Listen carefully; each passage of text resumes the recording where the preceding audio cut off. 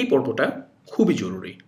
এই পর্বটা আমি বলবো আপনাদেরকে খুব ভালো করে ঠান্ডা মাথায় দেখার জন্য, এবং এই পর্বটা হয়তো একটু লম্বা হবে। ওকে, ওয়ার্ডপ্রেস থিম ডেভেলপার বা প্লাগ ইন ডেভেলপার বা সব এন্ড ইউজারদের কাছে সবচেয়ে ইম্পর্ট্যান্ট একটা সেকশন হলো সেটিংস।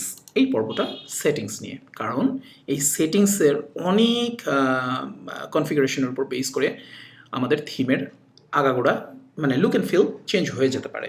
ওকে, বা অনেক কিছু আপনি অ্যাজ এ থিম ডেভেলপার অনেক কিছু আপনাকে টেক কেয়ার করতে হবে এইসব সেটিংসের উপরে, যে এইসব সেটিংস চেঞ্জ করা থাকলে আমি এভাবে করবো, এটা করলে এভাবে করবো, এটা করলে এভাবে করবো। সো সেটিংসে মূলত 6টা ইম্পর্ট্যান্ট সেকশন আছে। যেমন একটা হচ্ছে জেনারেল, রাইটিং যেখানে আপনি লেখা রিলেটেড কভার করতে পারবেন, রিডিংটা ইম্পর্ট্যান্ট, ডিসকাশনটাও ইম্পর্ট্যান্ট, মিডিয়াটা আছে মোটামুটি, পারমালিঙ্কসটা হচ্ছে খুবই ইম্পর্ট্যান্ট, খুবই জেনারেল এবং পারমালিঙ্ক খুবই ইম্পর্ট্যান্ট, রিডিংটাও ইম্পর্ট্যান্ট খুবই।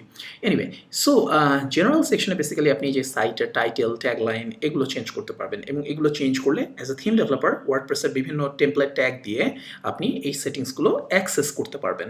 সো এখানে যদি কেউ একটা চেঞ্জ করে, ডেফিনেটলি আপনাকে আপনার থিমে সেটা দেখাতে হবে। আপনি তো আর হার্ড কোডেডভাবে লিখে দিতে পারবেন না টাইটেল সবসময় এবিসিডি, তাই না? এখানে ইম্পর্ট্যান্ট হচ্ছে যে ডেট টাইম ফরম্যাট, যেগুলো আসলে এইটা আসলে মানে অটোমেটিক্যালি ওয়ার্ডপ্রেস হ্যান্ডেল করবে, আপনাকে ঝামেলা করতে হবে না। হ্যাঁ, রাইটিংয়ে গেলে রাইটিংয়ে দরকার নাই, রিডিংয়ে খুব ইম্পর্ট্যান্ট একটা জিনিস আছে, সেটা হচ্ছে আপনার সাইটে প্রথমে কি দেখাবে। ওয়ার্ডপ্রেসের মনে রাখবেন খুব মানে প্রমিনেন্ট দুইটা সিস্টেম আছে দেখানোর। একটা হচ্ছে হয়তো প্রথম পেজে ব্লগ দেখাবে, অথবা প্রথম পেজে কিছু কন্টেন্ট দেখাবে, একটা পেজ দেখাবে।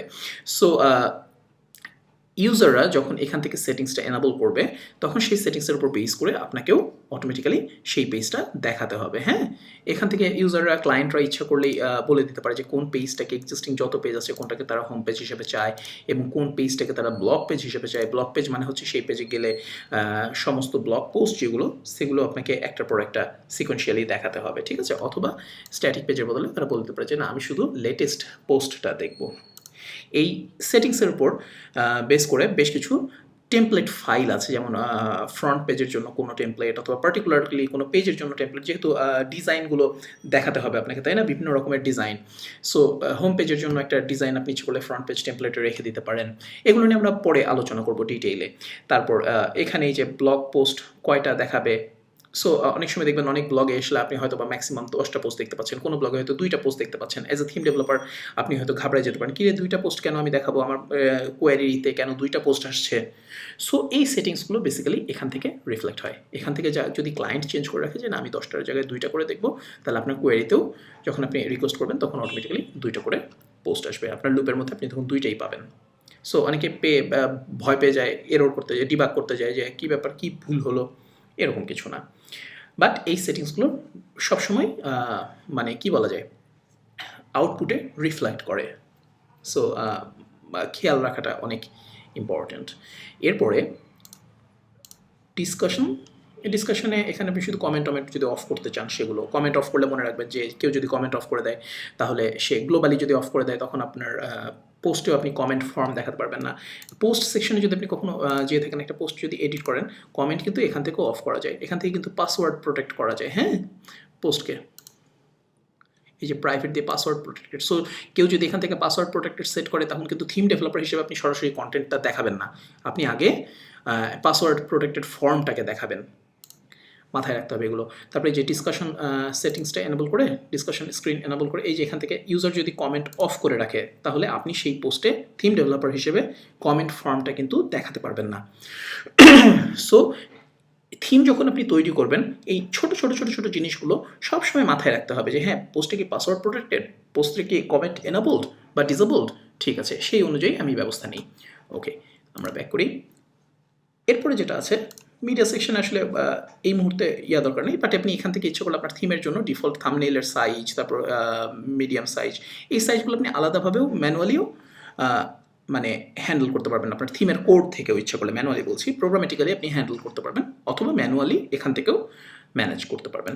পারমালিঙ্ক সেকশনটা খুব ইম্পর্টেন্ট। আপনি যদি ডিফল্ট মনে করেন এরকম যদি থাকতো, দেখেন একটু, তাহলে আমাদের প্রতিটা পোস্ট আমরা কীভাবে দেখতাম, আমরা যদি এখানে আমাদের পোস্টে আসি, হ্যাঁ যেহেতু পারমানেন্ট চেঞ্জ হয়ে গেছে, এবার যদি আমরা মনে করেন ব্লগে আসি, ব্লগে এসে পোস্টটাকে দেখি, দেখেন কীভাবে দেখাচ্ছে, মানে হোয়াট চিহ্নের পরে কোশ্চেন মার্কের পরে P=1 মানে post=1, কি পেন না? এরকম করে যদি দেখতে হয় তাহলে মনে রাখাটা কত কষ্ট। কিন্তু এই জিনিসটাকে ইউজার ফ্রেন্ডলি ইউআরএল-এ নিয়ে আসতে গেলে সেটাকে হচ্ছে আপনাকে কী করতে হবে, যে পার্মালিঙ্ক এনাবল করতে হবে। এখান থেকে আপনি পার্মালিঙ্কের বিভিন্ন স্ট্রাকচার এনাবল করে নিতে পারেন। এই পার্মালিঙ্ক স্ট্রাকচারের উপর বেস করে কিন্তু থিম বা প্লাগইনের উপরে অনেক রকমের কাজ হয়, প্লাস ইউআরএল রিরাইট রুলস আছে, এগুলো তখন ওখানে অনেক কাজ করতে হয়। এখন যখন আপনি অ্যাবাউট পেজে যাবেন, দেখেন এখানে কত সুন্দর ফ্রেন্ডলি ইউআরএল হয়ে গেছে, এখন কিন্তু সবাই মনে রাখতে পারবে।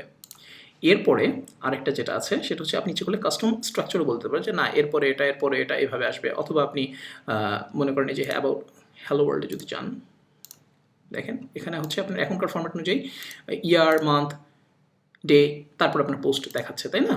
সো আপনি ইচ্ছে করলে এটা চেঞ্জ করে শুধুমাত্র পোস্টের নামও কিন্তু দিয়ে দিতে পারেন। তখন আপনার এখানে আর এই যে ব্লগে যান, আবার ক্লিক করেন, দেখেন শুধুমাত্র পোস্টের নাম চলে এসেছে, এটা আরও সুন্দর দেখাচ্ছে। এই জিনিসগুলোকে, এই যে এখানে এটা এসেছে, এটা আমরা যখন ওয়ার্ডপ্রেসের টার্মিনোলজি নিয়ে আলোচনা করব তখন আমরা দেখব যে এটা আসলে এগুলোকে বলা হয় স্লাগ। প্রতিটা পোস্টের একটা user friendly ID, user friendly একটা টেক্সট যেটা দিয়ে কিনা পোস্টটা মনে রাখা যাবে, সেটাকে বলা হয় স্লাগ। ইউআরএল-এ এই যে এই হ্যালো ওয়ার্ল্ড, এটা হচ্ছে এই পোস্টের স্লাগ। এরকম প্রতিটা পোস্টেরই একটা করে স্লাগ আছে, প্রতিটা ক্যাটাগরির স্লাগ আছে, ঠিক আছে? মনে রাখবেন টার্মটা হচ্ছে SLUG, স্লাগ। ওকে, আমরা ব্যাক করি। সো এখানে আপনি ইচ্ছে করলে আপনার কাস্টম ফরম্যাটও আপনি ইচ্ছে করলে এনাবল করতে, এই যেখানে বলে দেওয়া আছে কী কী আপনি নিতে পারবেন, যেমন ধরেন মিনিট নিলেন, যে কত মিনিটে পোস্ট করা হয়েছে, জাস্ট ফানি আপনি যদি এটা দেখাতে চান মনে করেন, তারপর সেকেন্ড। এখন যদি আপনি সেভ করেন তাহলে কী দেখতে পাবেন এখানে বলেন তো? ব্লগ, এই যে দেখেন 52 মিনিট 49 সেকেন্ডে লেখা হয়েছিল এই পোস্টটা। এটা আমাদের দরকার নেই, আমরা জাস্ট মানে করার জন্য দেখালাম, ডেমনস্ট্রেট করার জন্য। সো এছাড়া আপনি এই যে ক্যাটাগরির যে ট্যাক্সোনমি আছে, ক্যাটাগরি এবং ট্যাগ, এরা কি স্ট্রাকচার থাকবে, যেমন এই যে টপিক্স, আনক্যাটাগরাইজড। সো এখানে আপনি যদি কোনো টপিক্সের বদলে অন্য কোনো কিছু দিতে চান, যেমন শপ, আপনি যদি মুভি রিলেটেড একটা সাইট বানান অথবা রিয়েল এস্টেট রিলেটেড সাইট বানান, সো আপনি হয়তো তাহলে টপিক্স যাবেন না, টপিক্স হয়তো একটা নলেজ বেস বানাচ্ছেন, দেন টপিক্স লুকস গুড। বাট যদি শপ বানান অথবা মনে করেন এই যে যেটা বলছিলাম রিয়েল এস্টেট অথবা মুভি, তখন হয়তো আপনি হোল্ডিংস অথবা প্রপার্টি অথবা মুভিজ এরকমভাবে লিখতে পারেন, যেটা আরও বেশি রিলেটেড মনে হবে, রিলেভেন্ট মনে হবে।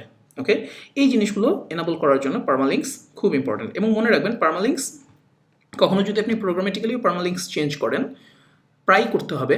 প্রোগ্রামেটিক্যালি যদি আপনি নতুন একটা কাস্টম পোস্ট এনাবল করেন বা করেন, ইউআরএল রিরাইট রুল লেখেন, সো তখন কিন্তু সবসময় এখানে এসে একবার করে সেভ করে যেতে হবে, কিছু চেঞ্জ না করে শুধু একবার সেভে হিট করতে হবে। তাহলে কী হবে, এটাকে বলা হয় পার্মালিঙ্ক ফ্লাশ, এটাকে বলা হয় ফ্লাশিং, পার্মালিঙ্ক ফ্লাশ করা। অর্থাৎ আগে যে পার্মালিঙ্কটা ছিল সেটা মুছে যে নতুন পার্মালিঙ্কটা অ্যাক্টিভ হয়ে যাবে। ওকে, তো এই জিনিসগুলো মাথায় রাখা দরকার। সেটিংস সেকশনটা থিম ডেভেলপারদের জন্য, প্লাগইন ডেভেলপারদের জন্য, সবার জন্য খুব ইম্পর্ট্যান্ট। ওকে, সো এগুলো নিয়ে পড়াশোনা করবেন। এইটা হচ্ছে আমাদের অ্যাডমিন প্যানেলের লাস্ট চ্যাপ্টার। এরপরে আমরা ওয়ার্ডপ্রেসের কিছু টার্মিনোলজি নিয়ে আলোচনা করব, যে ওয়ার্ডপ্রেসে যে খুব কমন যে টার্মগুলো ইউজ করা হয় সেগুলো আসলে কী, এটা নিয়ে একটা যে মানে জাস্ট একটা ওভারভিউ দেওয়ার চেষ্টা করব। তারপর আমরা ডিরেক্টলি কোডিংয়ে চলে যাব। Alright, take care, bye by.